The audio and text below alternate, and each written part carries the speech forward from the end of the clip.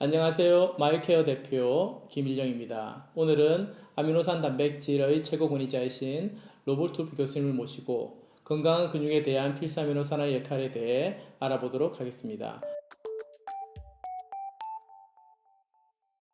Hi, I'm Il-young Kim, Associate Professor of Molecular Medicine at Gachon University College of Medicine and CEO of Maiokeer.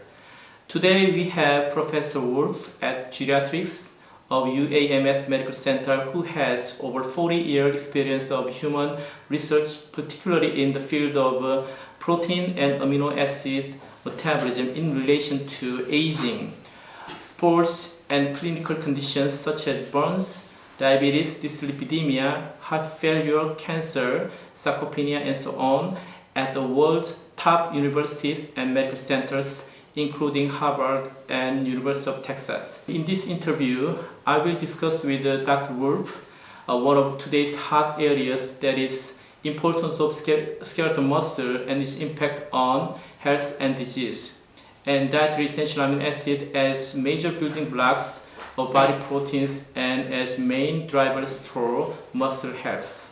Okay, hi Dr. Wolfe, how are you doing this day?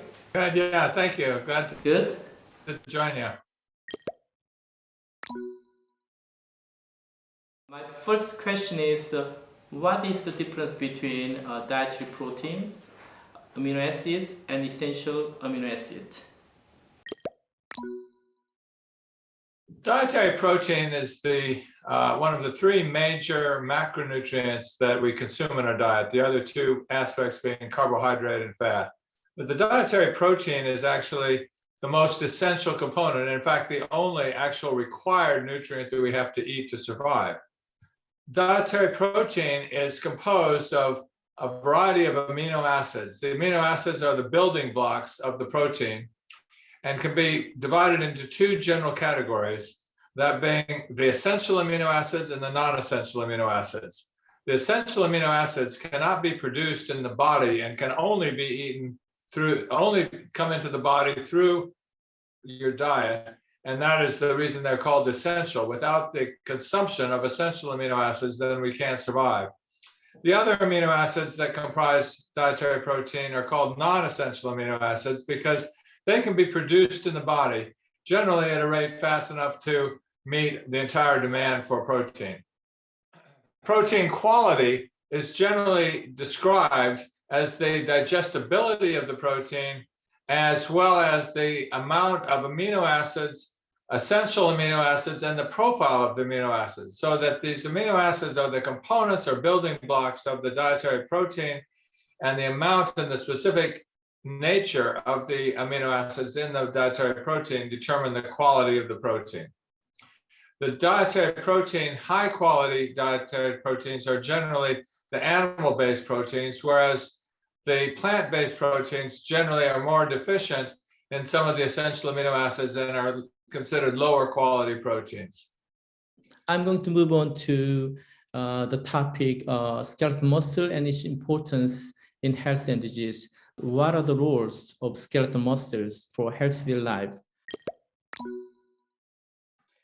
There are two major general areas of importance of the skeletal muscle. The most prominent one that everyone is pretty well familiar with is the role of skeletal muscle in exercise and just doing activities of daily living. The muscles give you the strength to walk, to run, to lift weights, and also give a healthy appearance to the body shape. It's less well appreciated that muscle plays a crucial role in maintaining metabolic balance throughout the body. The body is composed of over 3,000 different proteins, and these proteins are continually breaking down and being resynthesized. When that occurs under the fed condition, the dietary proteins are digested, essential amino acids are absorbed, and those essential amino acids from the diet serve as the precursors to make the new proteins, not only in muscle, but throughout the whole body.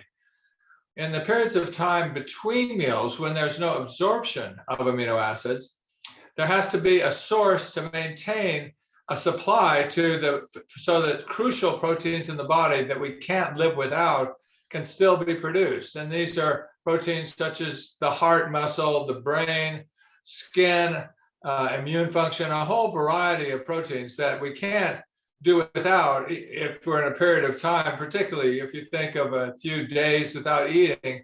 You can't have a lack of protein synthesis in the skin, or your skin would start falling off.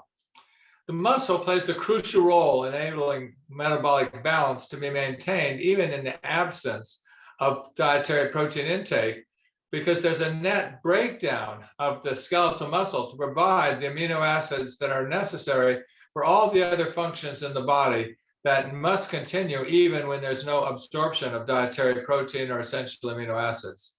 So that in that sense, we can look at the skeletal muscle mass, not only in the context of being able to perform exercise more efficiently, but in the more broad and important context of maintaining metabolic balance throughout the body. I think it seems that muscle is one of the most important variables that determines muscle strength and function. How is muscle mass regulated? Well, we all have a certain framework of what's possible in terms of the amount of muscle in the body by the genetics. So certainly a little small person is never going to get as big and strong as a big muscular person that is just born that way. But within the context of genetics, we can do a great deal to modify or increase the amount of muscle and the function of the muscle. The two most important aspects of what we can do to improve our muscle mass is exercise and essential amino acid consumption. Just as I explained with all the proteins in the body, the muscle protein is continually being broken down and resynthesized. And we need to include exercise to make that process more efficient, so that the reincorporation of amino acids released from protein breakdown is increased by the efficiency of the synthetic process, which is improved by exercise.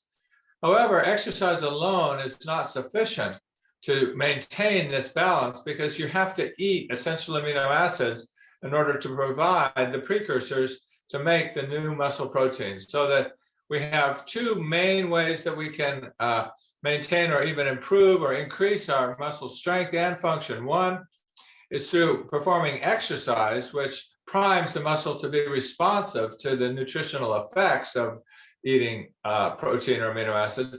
And the second aspect is the eating of the essential amino acids in the context of either dietary protein or as free essential amino acids, to provide the building blocks that are needed to comprise new muscle protein. Thank you for your answers. Next question is is there any drugs that increases muscle mass effectively and safely? If not, why do you think it was not developed yet? The search for a drug to cause an increase in muscle mass has been going on for many, many years.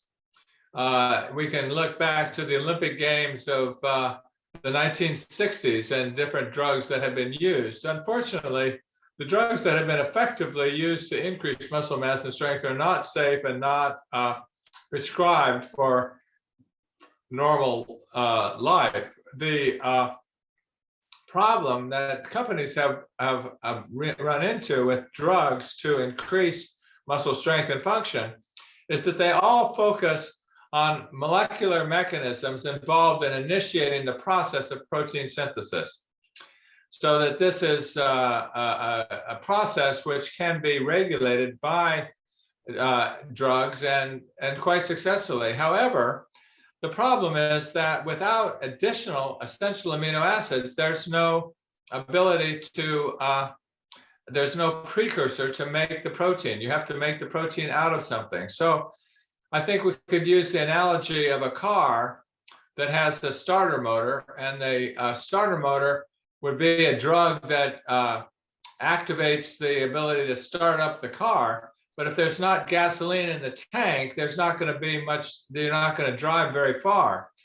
Well, the same thing is true with building muscle, that whether it be exercise or a drug without additional essential amino acids to provide the precursors to build new muscle protein with, then not much more is going to be produced. So that the net result is all of these efforts that have not included an additional amount of essential amino acid consumption have not successfully been able to demonstrate any significant increase in muscle mass or strength. I think there are no successful, safe, effective drugs developed yet. But we know that the two natural anabolic stimuli, which include resistant exercise and dietary protein or essential amino acid. So in regarding this one, I have questions. Most people believe that resistant exercise training increases muscle mass. In other words, hypertrophy. Is that true? What is the true role of resistant exercise for gains in muscle mass? The large number of people that go to gyms and lifting weights and using the machines and everything all believe that this will increase their muscle mass, and it will to a certain extent. And the reason it will increase muscle mass without changing any other aspect of your life is that it does activate the process of starting protein synthesis. And so you will get some small increase in efficiency. But the beneficial effect of the resistance exercise will be limited unless you provide extra essential amino acids to actually make the new protein from. The amino acids are the building block of protein. So if you have a rapid start of the process of protein synthesis, this is beneficial, and that primes the muscle to be able to respond to the anabolic effect of the dietary essential amino acids.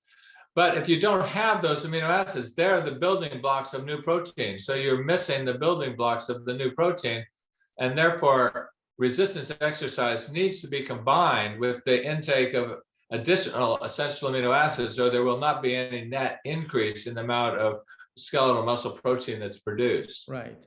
Okay, the exercise must be combined with a proper nutrition such as essential amino acids. Okay.